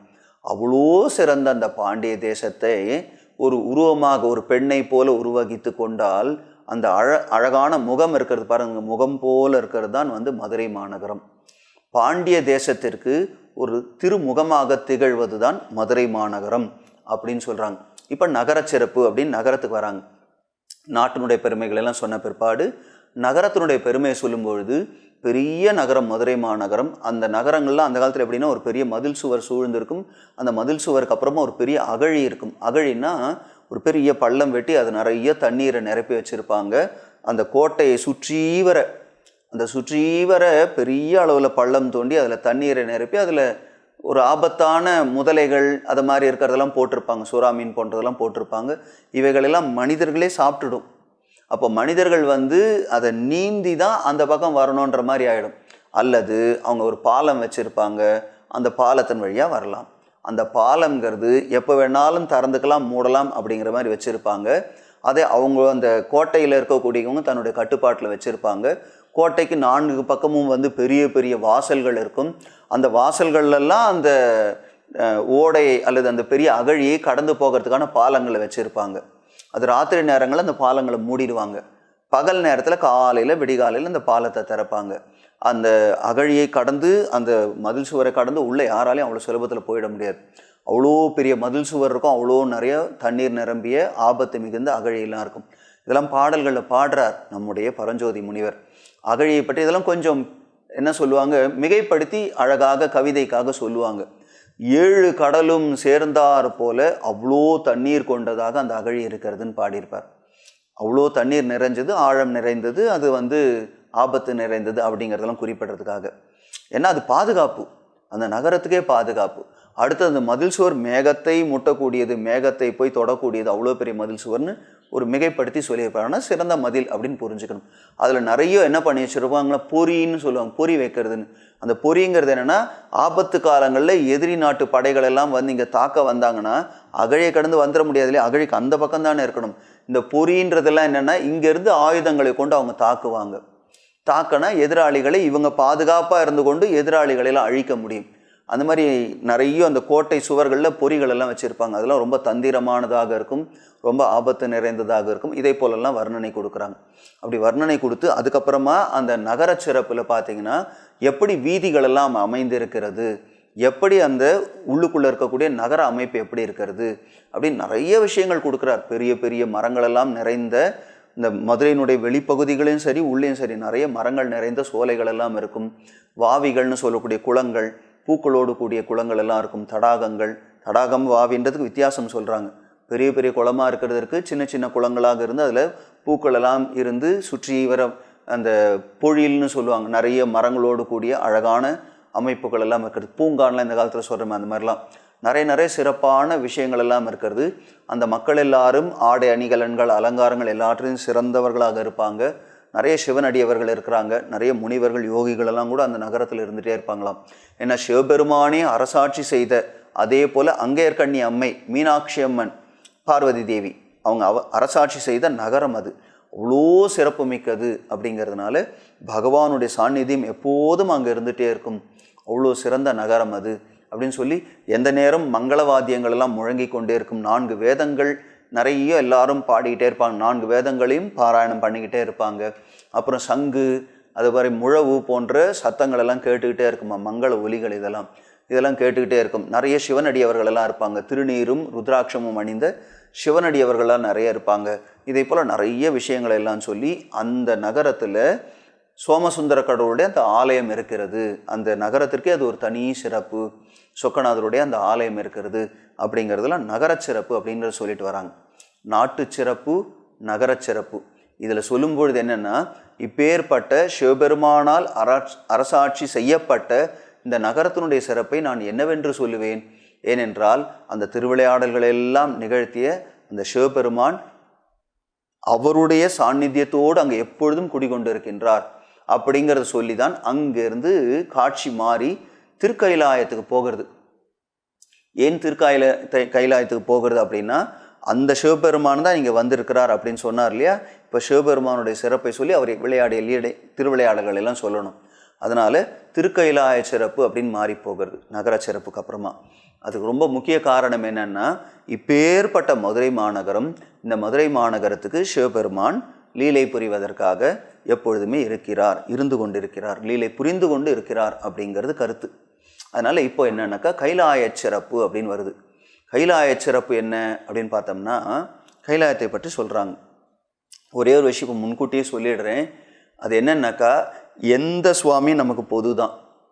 சிவன், விஷ்ணு, பிரம்மா, முருகன், விநாயகர், தேவி எல்லா சுவாமியும் ஒன்று தான் நமக்கு. ஆனால் இந்த புராணங்கள் எல்லாம் சொல்லும்போது என்னென்னா, எந்த சுவாமியை பற்றி அந்த புராணமும் அந்த சுவாமியை உயர்த்தி தான் சொல்லுவாங்க. அதனால் மற்ற சுவாமியெல்லாம் மட்டோன்னு நினச்சிக்காதீங்க, தாழ்ந்ததெல்லாம் நினச்சிக்காதீங்க, எல்லாம் உயர்வு தான். ஆனால் நமக்கு நம்முடைய அந்த புராணத்தில் எந்த சுவாமியை பற்றி படிக்க போகிறோமோ அவர் மேலே நமக்கு நிறைய பக்தி ஏற்படணும், அவர் மேலே ஒரு அன்பு ஈடுபாடு ஏற்படணும்னா அந்த சுவாமியை ரொம்ப பெருமைப்படுத்தி மற்ற எல்லா சுவாமியோட ஒரு உயர்ந்தவர்னு காட்டினா தான் சிறப்பாக இருக்கும். அதுக்காக அப்படி பாடுவாங்க. எதனால் நான் இப்படி சொல்கிறேன்னா, அந்த திருக்கைலாய சிறப்பை பற்றி சொல்லும் பொழுது தேவர்களெல்லாம் வாழக்கூடிய தேவலோகம், இந்திரலோகம்னு சொல்கிறோமே அது, பிரம்மதேவன் இருக்கக்கூடிய சத்தியலோகம், அதே போல் மகாவிஷ்ணு இருக்கக்கூடிய பரமபதம் அப்படின்னு சொல்கிறோம் பாருங்கள், அந்த உலகம். இப்படி எல்லா உலகங்களுமே கூட ஊழி காலங்களில் அழியுமா, அதுவும் மகா பிரளயம்னு சொல்கிறோமே. அப்படி ஆக்சுவலாக நிஜமாக அதுக்கு தான் நான் சொல்ல வந்தேன். அந்தந்த சுவாமியினுடைய கதைகளில் பார்த்தீங்கன்னா அந்தந்த உலகங்கள் அழியாதுன்னு சொல்லிப்பாங்க. அதாவது இப்போ விஷ்ணுனுடைய கதைகளை பார்த்தீங்கன்னா விஷ்ணு லோகம் அழியாதது அந்த மாதிரி. இங்கே சிவபெருமானுடைய பெருமையே உயர்த்தி சொல்லுவாங்க. அதனால் அதுதான் சத்தியமும் கூட. அதனால் இங்கே என்ன சொல்லுவாங்கன்னா, மற்ற உலகங்களெல்லாம் அழிஞ்சிருமா, தேவலோகம், சத்தியலோகம், அப்புறம் பரமபதம் போன்றதெல்லாம் அழிந்தாலும் கூட அழியாததாக திகழக்கூடியது திருக்கைலாயம். அந்த திருக்கைலாயம் அவ்வளோ மேன்மை பொருந்தியது, சிறப்பு பொருந்தியது. அந்த திருக்கைலாயத்தில் பார்த்தீங்கன்னா, இந்த திருக்கைலாயன்றது சிவலோகம். அந்த சிவலோகத்தில் பார்த்தீங்கன்னாக்கா நிறைய பேர் வந்து தியானத்தில் ஆழ்ந்த அந்த உள்முகமாக சிவபெருமானியை தியானித்து கொண்டு அப்படியே சமாதி நிலையில் இருக்கக்கூடியவங்க நிறைய பேர் இருப்பாங்க. இன்னும் நிறைய பேர் பார்த்தீங்கன்னா 4 வகையான பூக்களால் சிவபெருமானை எப்பொழுதும் அர்ச்சித்து வழிபாடு செய்து கொண்டு இருப்பாங்களாம். நிறைய இனிமையான துதிப்பாடல்களை எல்லாம் பாடி அவரை வழிபட்டு கொண்டிருப்பார்கள். இந்த 4 வகையான பூக்கள்ன்றது என்ன சொல்லுவாங்க அப்படின்னாக்கா, பொதுவாக செடிகள் எல்லாம் பூக்கக்கூடிய பூக்கள்னு ஒன்று இருக்குது. அப்புறமா தண்ணீர்லேயே மலரக்கூடிய மலர்கள் அப்படின்னு இருக்கிறது. பெரிய பெரிய மரங்களில் பூக்கக்கூடிய பூக்கள்னு இருக்குது. அப்புறம் கொடிகளில் பூக்கக்கூடிய பூக்கள்னு இருக்குது. அப்போ பாருங்கள், செடியில் இருக்கும், கொடியில் இருக்கும், மரங்களில் இருக்கும், நீர்நிலைகளில் இருக்கும். இது மாதிரி தான் 4 வகையான பூக்கள். அந்த மாதிரி விதவிதமான பூக்களை கொண்டு இறைவனை வழிபாடு செய்து பலவிதமாக வணங்கக்கூடிய நிறைய பக்தர்கள் இருக்கிறாங்க. பாடல்கள் எல்லாம் பாடக்கூடியவங்களும் இருக்கிறாங்க. இப்படி நிறைய பேர் இருக்கக்கூடிய சிறப்பு மிகுந்தது அந்த திருக்கைலாயம் அப்படின்னு சொல்கிறாங்க. அந்த திருக்கைலாயத்தில் சுவாமி இருக்கக்கூடிய அவருடைய இடம், அதை திருக்கோயில் அப்படின்னு எடுத்துக்கங்க. சுவாமி இருக்கக்கூடிய திருக்கோயில், சிவபெருமான் இருக்கக்கூடிய திருக்கோயில். அந்த திருக்கோயிலுக்கு முன்னாடி ஒரு பெரிய ஒரு தீர்த்தம், புனித தீர்த்தம், சிவ தீர்த்தம்னு சொல்லுவாங்க. ஒரு குளம், மிக உயர்ந்த திருக்குளம். இதெல்லாம் மனசால் அப்படி நினச்சி பாருங்கள், எவ்வளோ சிறப்பாக இருக்குன்னு. அவ்வளோ அந்த சிறந்த அந்த திருக்கைலாயம், அதில் எவ்வளோ பக்தர்கள். அதாவது இதில் என்ன புரிஞ்சுக்கணும், கர்ம யோகிகள் இருக்கிறாங்க, பக்தர்கள் இருக்காங்க, ஞான யோகிகள் இருக்கிறாங்க, அஷ்டாங்க யோகிகள் இருக்காங்க. இவங்க எல்லாம் சிவ யோகிகள். ஞானத்தில் இருக்கவங்க தியானத்தில் சமாதி நிலையில் இருப்பாங்க. அஷ்டாங்க யோகத்தில் இருக்கவங்களும் பலவிதமான யோகங்களில் இருப்பாங்க.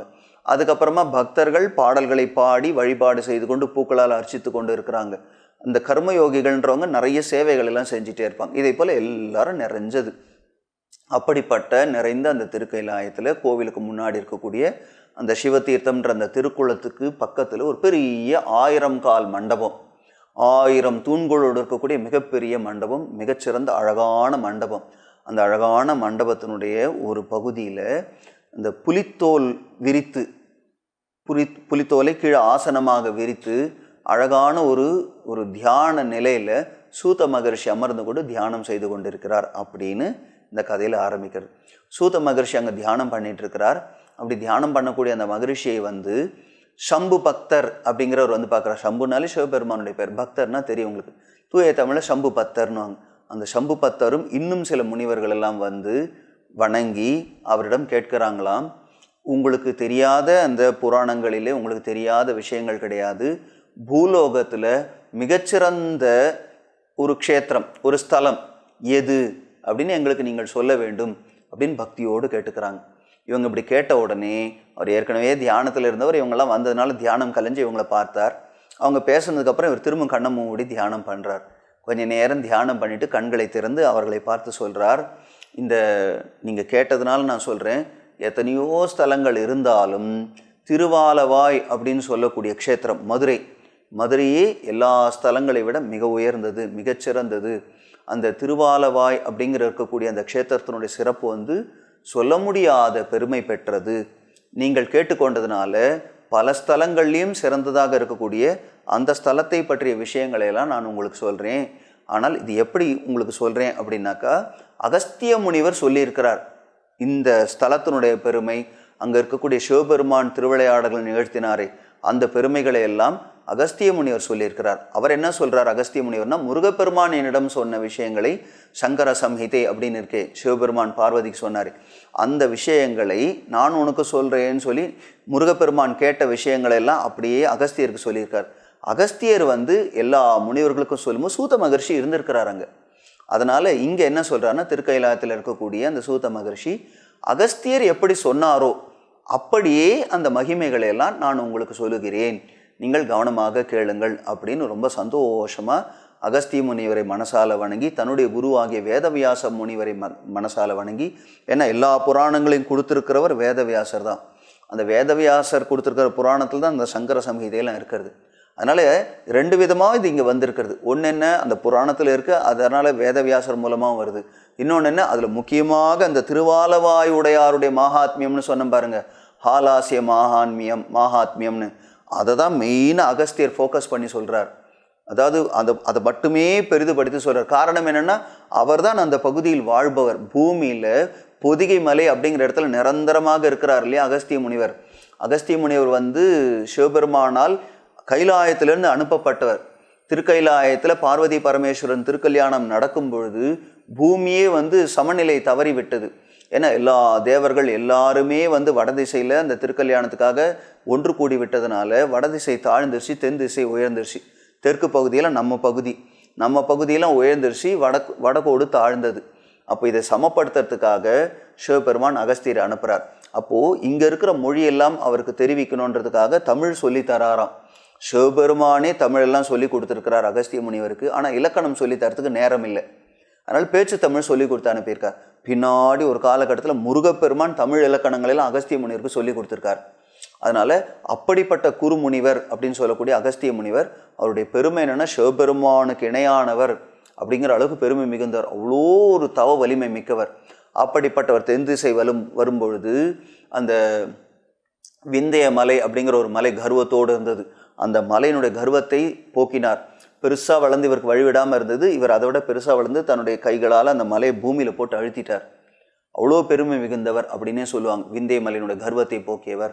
அது மட்டும் கிடையாது, ஒரு குறிப்பிட்ட காலத்தில் இந்திரனுடைய வேண்டுதலுக்கு இணங்கி சமுத்திரத்தையே குடிச்சிட்டார். உள்ளங்கை அளவு தீர்த்தமாக மாற்றி ஆச்சமனம் பண்ணி குடிச்சிட்டார். சமுத்திரத்தையே குடிக்கக்கூடிய சக்தி படைத்தவர். அவ்வளோ பெருமை மிகுந்தவர்னு அர்த்தம். பூமியை சமப்படுத்தினார். சிவபெருமான் அனுப்பினதுனால பூமியை சமப்படுத்தினார். அப்பேற்பட்டவர் இங்கே பூமியில் இந்த பகுதியில் பொதிகை மலையில் வாழ்ந்து கொண்டிருக்கிறார்.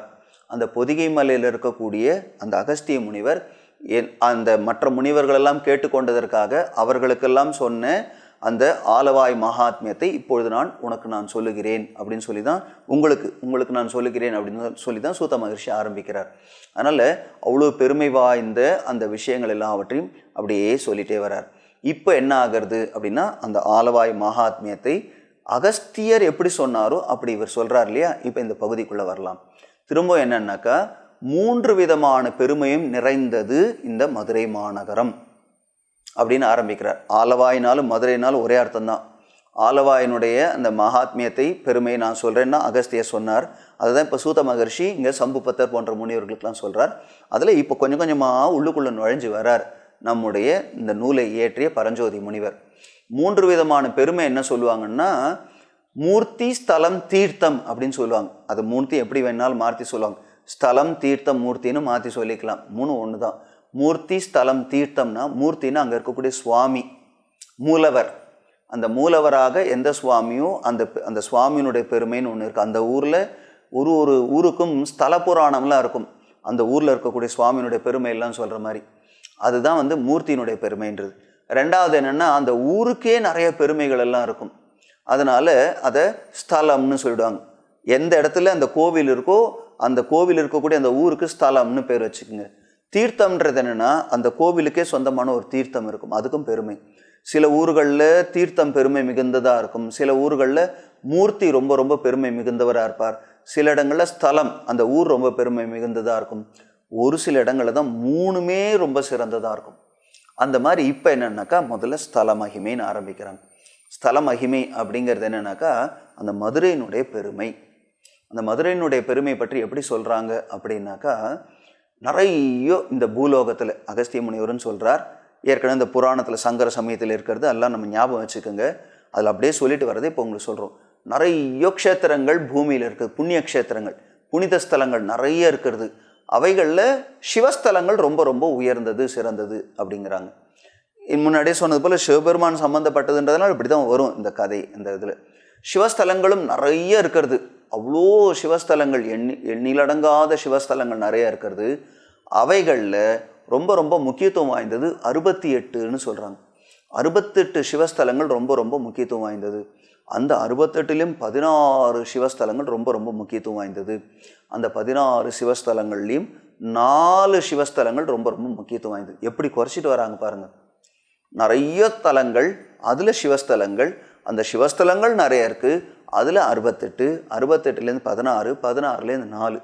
இந்த 4 என்ன சொல்கிறாங்கன்னா, சிதம்பரம், நம்ம பகுதியிலேருந்து ஆரம்பித்து போகலாம். நம்ம பகுதியில் இருக்கிறது சிதம்பரம். ரெண்டாவது என்ன, காசி. மூணாவது என்ன அப்படின்னு பார்த்தீங்கன்னாக்கா காளஹஸ்தி. 4வது என்னன்னா மதுரை. இந்த 4 ரொம்ப முக்கியம்னு சொல்கிறாங்க. சிதம்பரம், காசி, காளஹஸ்தி. காளஹஸ்தி உங்களுக்கு தெரியும், இப்போ ஆந்திராவில் இருக்குது. முன்னாடி அதுவும் தமிழ்நாட்டில் தான் இருந்திருக்கும், இருந்தாலும் பரவாயில்ல, இப்போ ஆந்திராவில் இருக்குது. அதில் என்னென்னாக்கா ராகு கேது எல்லாம் சுவாமி வழிபட்டதுன்றதுனால அது இந்த பரிகார ஸ்தலம்னு சொல்லுவாங்க. ராகு கேது நாக பரிகாரத்துக்கான ஸ்தலம்னு சொல்லுவாங்க. வாயு பகவான் பூஜித்த ஸ்தலம்னு சொல்லுவாங்க. அதனால் காளஹஸ்திக்கு நிறைய பெருமைகள் எல்லாம் உண்டு. சரிங்களா? இந்த கதையில் நிறைய வருவார் காலத்திநாதர், பின்னாடி வரும்போது பார்க்கலாம். அதனால் ரொம்ப பெருமை. நக்கீரரால் வழிபடப்பட்ட இஷ்ட தெய்வமாக இருக்கிறவர் காலத்திநாதர். காலத்தி அப்பறை வழிபடக்கூடியவர் நக்கீரர். ஆனால் அங்கே வரும்போது பார்க்கலாம். இப்போ 4 முக்கியமான ஸ்தலங்கள்னு சொன்னோம். அந்த 4 என்ன? சிதம்பரம். சிதம்பரம் கோவில்னாலே சிதம்பரம்னு அவங்க இல்லையா, அவ்வளோ உயர்ந்த சிதம்பரம். சிதம்பரத்துக்கு அப்புறம் காசி உங்களுக்கு சொல்ல வேண்டியதே இல்லை, அவ்வளோ பெருமை வாய்ந்தது. காளஹஸ்தி மிக உயர்ந்த ஸ்தலம். அப்புறம் மதுரை. இப்படி சொல்லிட்டு இந்த நாள்லையுமே கூட ரொம்ப பெருமை வாய்ந்தது, முதன்மையானது மதுரைன்னு சொல்லிட்டாங்க.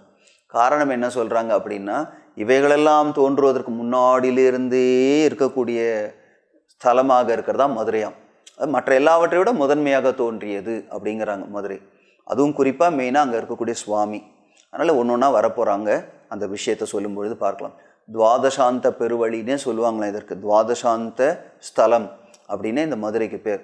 துவாதசாந்தம்ன்றது என்னென்னா, முக்கியமான கோவில்களெல்லாம் நம்முடைய உடம்பில் இருக்கக்கூடிய 6 ஆதார சக்கரங்களை போல குறிப்பிட்டு காட்டி, அந்த முக்கியமான கோவில்களை இப்போ மூலாதாரம், சுவாதிஷ்டானம் அப்படி ஒரு இடத்துக்கான கோவிலாக ஒன்று சொல்லி, இந்த சஹசிராரம்னு சொல்கிறோம் பாருங்க, சஹசிராரம் தான் திருக்கைலாயம் அப்படின்னு சொல்லி, அதற்கு மேலே தான் மதுரை துவாதசாந்தம் அப்படின்னு சொல்லுவாங்க.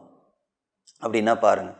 அதனால் அவ்வளோ பெருமை வாய்ந்தது இந்த மதுரை மாநகரத்தில் இருக்கக்கூடிய அந்த சுவாமியும் சரி, தீர்த்தமும் சரி, ஸ்தலமும். இப்போ சொல்கிற ஸ்தலம் தான், ஸ்தலத்துடைய பெருமை சொல்கிறாங்க. ரொம்ப ரொம்ப பெருமை வாய்ந்த ஸ்தலம் இது அப்படிங்கிறதுனால இந்த ஸ்தல மகிமையை சொல்லி முடியாது. சிவபெருமானே பல லீலைகள் செய்து எப்பொழுதும் நிரந்தரமாக இருக்கக்கூடிய ஸ்தலம் இது அப்படின்னு சொல்லி ஸ்தல மகிமையை சொல்கிறார். ஸ்தல மகிமை அப்படிங்கிறது மதுரை மாநகரத்தினுடைய மகிமை. மதுரைக்கு நிறைய சிறப்புகள் எல்லாம் இருக்கிறது. சங்க புலவர்கள் எல்லாம் வாழ்ந்த ஸ்தலம் அது. அதே போல் நிறைய ராஜாக்கள் அரசாட்சி பண்ணியிருக்கிறாங்க. அதை விட ரொம்ப முக்கியம் என்னன்னாக்கா, மீனாட்சி அம்மனும் அரசாட்சி பண்ணியிருக்கிறாங்க. சுந்தரேஸ்வரர், மீனாட்சி, முருகப்பெருமானும் அரசாட்சி பண்ணியிருக்கிறார். 3 தெய்வங்கள் அரசாட்சி செஞ்சுருக்காங்க ராஜாவாக இருந்து.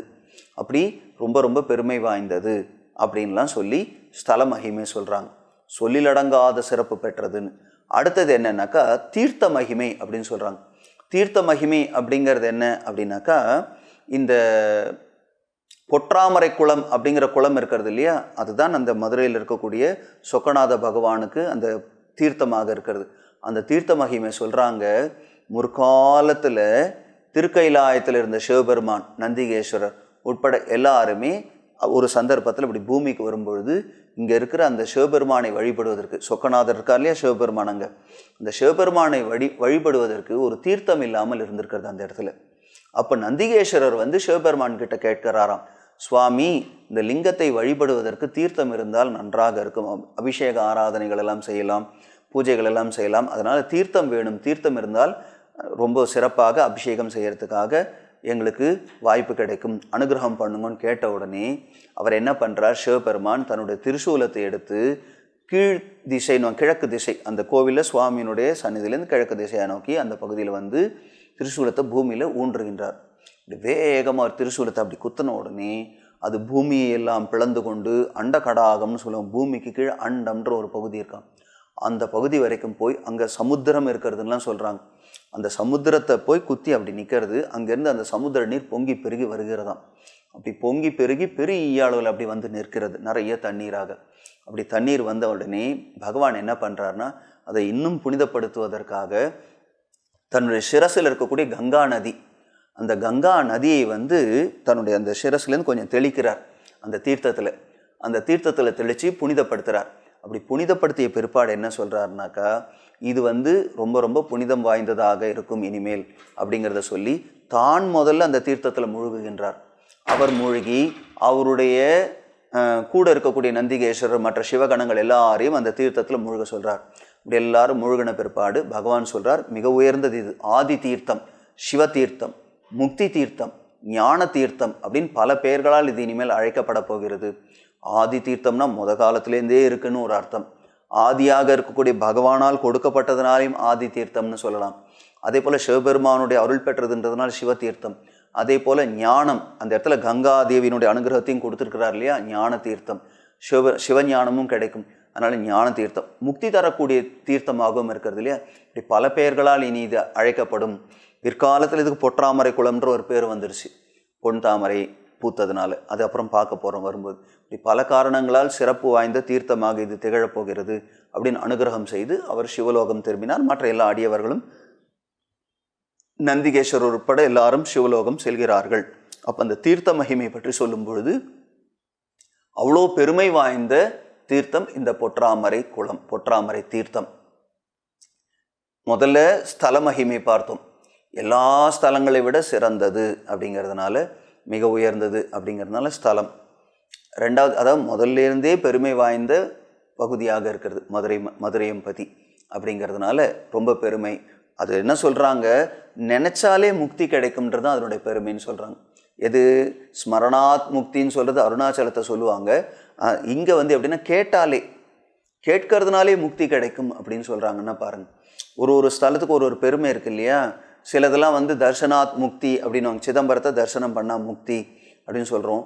அதே மாதிரி திருவாரூரில் பிறந்தா முக்தி, அதே மாதிரி திருவண்ணாமலை நினைச்சா முக்தி. அந்த மாதிரி சில சிவஸ்தலங்களுக்கு ஒரு பெருமையெல்லாம் சொல்லும் பொழுது மதுரையை பற்றி காதுகளால் கேட்டாலே நமக்கு முக்தி கிடைக்கும்னு சொல்கிறாங்க. அப்படின்னா பாருங்கள், இதெல்லாம் முதல்லையே அந்த பெருமைகளெல்லாம் எடுத்து சொல்லிட்டு தான் அந்த திருவிளையாடல் புராணமே ஆரம்பிக்கிறார். அவ்வளோ பெருமை வாய்ந்தது. அந்த நகரத்தை பற்றி கேட்டாலே நமக்கு இவ்வளோ பெருமை இருக்குது அப்படின்னாக்கா, ஸ்தல மகிமைகளை கேட்டாலே, அப்புறம் அங்கே போய் பார்த்தா எவ்வளோ பெருமை இருக்கும், அந்த இறைவனை தரிசனம் பண்ணி வணங்கினால் எவ்வளோ பெருமை இருக்கும், அதெல்லாம் யோசித்து பார்த்தா ரொம்ப ரொம்ப உயர்ந்ததுன்னு தெரிய வரும். இப்போது அடுத்த நிலை என்னென்னாக்கா, முதல்ல ஸ்தலத்தினுடைய பெருமைகளை எல்லாம் சொல்லிட்டார். ரொம்ப பல சிவஸ்தலங்கள்லையும் ரொம்ப முதன்மையானது அப்படின்னு. ரெண்டாவது தீர்த்தத்தினுடைய மகிமை சொல்லிட்டார். தன்னுடைய திரிசூலத்தினால தானே தோற்றுவித்தது, அந்த சிவபெருமானுடைய வழிபாட்டிற்காகவே தோற்றுவித்தார் அப்படிங்கிறதெல்லாம் பார்த்தோம். மூணாவது என்ன அப்படின்னா மூர்த்தியினுடைய மகிமை. மூர்த்தினா அங்கே சொக்கநாதர், சோமசுந்தர கடவுள், மூலவராக இருக்கிறாரே சுந்தரேஸ்வரர், அவருடைய பெருமையை பற்றி சொல்லும் பொழுதும் ரொம்ப பெருசாக ரொம்ப ரொம்ப உயர்வாக சொல்கிறாங்க. என்ன அப்படின்னு பார்த்தீங்கன்னா, இந்த பூமியில் எத்தனையோ மிக உயர்ந்த சுவாமியினுடைய அந்த இடமெல்லாம் இருக்கிறது. இப்போ உதாரணத்துக்கு அந்த மூர்த்தி எங்கே சொல்லுவாங்க, கேதார்நாத் இருக்கிறது, காஷி இருக்கிறது, மேருமலையில் சிவபெருமானோட இந்த மூர்த்தி இருக்கிறது, இன்னும் பல முக்கியமான இடங்களெல்லாம் சொல்கிறாங்க. பூமியில் எதெல்லாம் உயர்ந்ததுன்னு எடுத்துக்கிறீங்களோ, பல மலைகள், பலவிதமான புண்ணியமான ஸ்தலங்கள், எது வேணாலும் எடுத்துக்கங்களேன், நிறைய சொல்கிறார். அதில் சிதம்பரம் ஆரம்பித்து ரொம்ப ரொம்ப முக்கியமான ஸ்தலங்கள் எல்லாவற்றையுமே எடுத்துக்கோங்க. எல்லாவற்றை விட முதன்மையானதாக இந்த உலகத்தில் முதல்ல தோற்றுவிக்கப்பட்டதாக இந்த சுவாமியை சொல்கிறாங்க. சுவாமி தன்னைத்தானே தோற்றுவித்து கொண்டார். கேதாரநாத்தை விட அல்லது வேறு இடங்களில் இருக்கக்கூடிய சுவாமி இருக்கிறார், அவர் எல்லாவற்றை விட சிறந்தவர். இவர் ஆதிநாதர் அப்படின்னு இவருக்கு ஒரு பேர்னு சொல்கிறாங்க. ஆதிநாதர் அப்படின்னு ஒரு பேர், சுயம்புவாக தானாக தோன்றியவர் அவர். அதனால் அவருடைய பெருமைக்கு அளவே இல்லை, அவ்வளோ பெருமை மிகுந்தவர் அவர். இந்த சொக்கநாதர் அல்லது சோமசுந்தரேஸ்வரர்னு நம்ம சொல்கிற அந்த சிவலிங்கம் வந்து ரொம்ப காலத்துக்கு முன்னாடியிலேருந்தே இருக்குது, அவ்வளோ பழமை வாய்ந்தது. எல்லாராலையும் பூஜிக்கப்பட்டிருக்கிறது. இந்திரனால் பூஜிக்கப்பட்டிருக்கு, பிரம்மதேவனால் பூஜிக்கப்பட்டிருக்கு, இன்னும் நிறைய பார்க்க போகிறோம். எல்லாமே ரொம்ப ரொம்ப பெருமை மிகுந்த அந்த சிவலிங்கம் இருக்கக்கூடிய அந்த நாடு. அதனால் அவ்வளோ பெருமை பாருங்களேன். மூர்த்திக்கும் எல்லையில்லாத பெருமை உண்டு, தீர்த்தத்திற்கும் எல்லையில்லாத பெருமை உண்டு. அதே மாதிரி க்ஷேத்திரம், மூர்த்தி, ஸ்தலம், தீர்த்தம் மூணுமே பெருமை மிகுந்தது. ஸ்தலம்ன்றத இந்த இடத்துல க்ஷேத்திரம் அல்லது ஸ்தலம், எல்லாவற்றுக்குமே பெருமை இருக்கிறது. அப்படி ஒன்றொன்றாக சொல்லிக்கொண்டே வருகின்றார். அவ்வளோ பெருமை வாய்ந்த இந்த நகரத்தில் சிவபெருமான் அரசாட்சி செய்து இருந்திருக்கிறார். அவருடைய அரசாட்சியினால் இந்த மக்கள் எல்லாருக்கும் நிறைய வளங்கள், செழிப்புகள், எல்லா அனுகிரகமும் பண்ணியிருக்கிறார். அப்படிங்கிறதான் இப்போ நம்ம பார்க்க போகிறோம் அப்படின்னு சொல்லி திருவிளையாடல்கள் நிகழ்த்திய அந்த பெருமைகள் எல்லாம் ஒன்றொன்றாக பார்க்கலாம் அப்படின்னு ஆரம்பிக்கிறார். மூர்த்தி, ஸ்தல, தீர்த்த மகிமைகள் எல்லாம் சொல்லி அதுக்கப்புறமா அடுத்தது என்ன வருகிறது அப்படின்னாக்கா, திருவிளையாடல் புராணத்தினுடைய அறிமுகம் அப்படிங்கிறது ஆரம்பிக்க போகிறது. அதாவது என்ன அப்படின்னு பார்த்தீங்கன்னாக்கா, முதல்ல வரக்கூடியது என்னென்னா, இந்திரன் சாபம் தீர்த்த படலம்னு வரும். இது ஆக்சுவலாக 3 காண்டங்களாக பிரித்து இருக்கிறாங்க. முதல்ல பெரிய பகுதிக்கு காண்டம்னு பேர், அதில் இருக்கக்கூடிய சின்ன பகுதிகளெல்லாம் இருக்கிறது பாருங்கள், அதுக்கெல்லாம் வந்து ஒரு படலம் அப்படிங்கிற பேர் கொடுத்துருக்குறாங்க. படலம்னா சின்ன சின்ன போர்ஷன்ஸ். 64 திருவிளையாடல்கள் இல்லையா, 64ஐயும் ஒரு படலமாக சொல்லிடுவாங்க. இதனால் இந்த சின்னதாக இருக்கிறதுக்கு படலம்னு பேர், பெருசாக இருக்கிறதுக்கு காண்டம்னு பேர். 3 காண்டங்களாக பிரிச்சிருக்கிறாங்க.